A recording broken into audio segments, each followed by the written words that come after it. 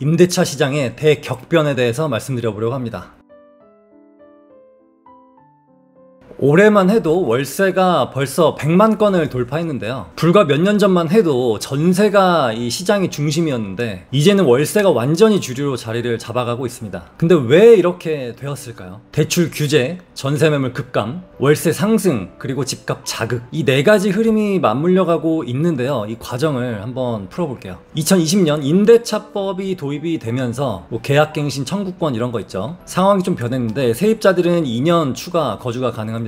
집주인들은 향후 전세금을 올리기 어렵다고 판단해서 처음부터 조금이라도 더 올려받아야겠다 이런 생각이 좀 더 강해졌고요. 그게 아니라면 전세금을 유지하더라도 월세를 일부 받거나 아예 그냥 월세를 바꿔버리는 이런 현상이 생겨버렸습니다. 최근에 가장 큰 충격은 대출 규제 강화인데요. 전세금 반환용 주택담보대출이 한도가 2억에서 1억으로 축소가 되었고요. 다주택자는 아예 불가가 되었고 전세대출 보증비용은 90에서 80%로 축소가 되었고요. 또 시중은행에서는 자체적으로 전세대출을 축소하거나 아예 중단을 하고 있는 그런 상황입니다. 이게 왜 문제냐면 집주인이 세입자에게 전세금을 돌려줘야 하는데 돈을 마련하기가 힘들어졌고요. 전세를 놓으려고 해도 세입자도 대출이 막히니까 전세금을 다 못 주게 되었고요. 그러다 보니 이 집주인들은 전세를 월세로 조금씩 전환하고 있어요. 그래서 전세 자체가 시장에서 확 줄었습니다. 개인적으로는 전세자금 대출은 좋지 않은 대출이라고 계속 말씀드려 왔는데요. 이 전세자금 대출만 제한하면 괜찮은데 다른 어떤 규제, 임대차법 이런 것까지 같이 작동하니까 월세로 불똥이 튀는 현상이 발생하고 있습니다. 시장에는 전세를 원하는 사람들이 여전히 많아요. 하지만 공급이 줄어들다 보니 어쩔 수 없이 월세를 선택하고 있고요. 특히 서울에서는 월세 비중이 64%, 전세가 36%로 월세 비중이 거의 2배 가까이 되고 있습니다. 전세의 희소성 때문에 전세 가격은 오히려 더 오르게 되었고요. 이 전세 금액을 못 버티는 세입자는 월세로 이동하고 있습니다. 데이터를 봤을 때 올해 1월에서 7월 전국에서 확정일자를 받은 주택 월세 계약 건수는 총 105만 7천 건이고요. 지난해 같은 기간 83만 2천 건보다 27%가 증가했습니다. 이러한 여러 규제는 심리적으로 변화를 가지고 오기도 했거든요. 과거에는 전세가 부담스럽긴 해도 그래도 모아서 좀 들어가자 이랬는데 현재는 전세는 아예 못 들어가니까 차라리 월세로 바꾸자 이렇게 바뀌었고, 전세는 큰 돈이 한 번에 필요하지만 대신 매달 나가는 비용이 적은 반면 월세는 초기 비용은 적지만 매달 현금 흐름이 빠져나가죠. 그래서 가처분 소득이 줄어들기 때문에 소비 위축이 될 수밖에 없고요. 아, 나 이번 달 월세 내야 되는데 이런 심리적 압박감도 생기고 이건 경제 전반에도 영향을 끼치겠죠. 게다가 서울 아파트 전세가격 지수 2023년 5월에는 91.3인데 지금은 100이 훌쩍 넘었고요. 월세 가격 지수도 2023년 7월에는 95.9였는데 지금은 100이 훌쩍 넘었습니다. 이게 무슨 의미냐면 전세와 월세가 동시에 오르는 이례적인 현상이에요. 보통은 전세가 오르면 월세가 상대적으로 덜 오르거나 반대로 움직이는데 지금은 어떤 이런 규제 때문에 전세가 급감하면서 수요가 월세로 쏠리다 보니까 전세랑 월세가 동반 상승하고 있어요. 임대차 시장은 사실은 제로섬 게임은 아니고 그래도 보완제 역할을 해왔거든요. 전세가 너무 오르면 월세로 가고 월세가 너무 오르면 전세로 가고 그랬는데 이제는 전세와 월세가 동시에 올라버리는 악순환에 돌입했습니다. 여기서 중요한 포인트는 임대차 시장 불안이 매매에도 영향을 끼친다는 거예요. 세입자들의 심리 변화가 생기고 있는데 전세도 못 들어가, 월세는 너무 부담돼, 차라리 집을 사버리자 이러면서 무주택자들의 내 집 마련 수요가 다시 강해지고 있고요. 집주인들의 기대 심리는 전월세가 다 오르는데 집값이 떨어질 리가 없지 이러면서 매물을 걷어들이거나 호가를 올리고 있습니다. 이 공급 측면에서는 공사비 증가와 각종 규제로 인한 신규 공급이 지연되고 있고요. 그러다 보니 재건축과 재개발도 느리게 진행되고 있고 이러다 보니 매물 부족 현상이 가격 방어 역할을 하고 있습니다. 결국에는 전세가 불안해지면은 월세 부담이 되고 또 이게 월세가 부담이 되면은 매매 수요로 전환이 되고 이러면서 집값이 다시 자극이 되는 이런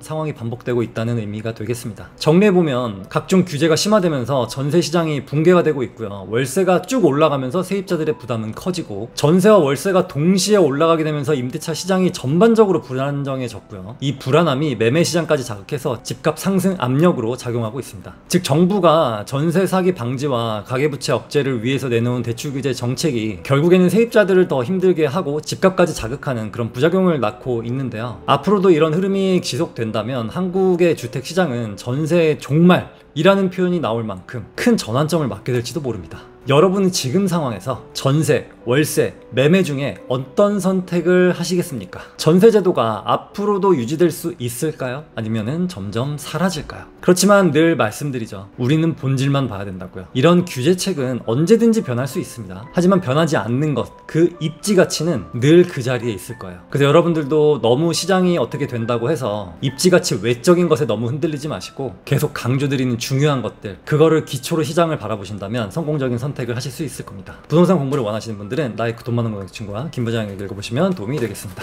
감사합니다.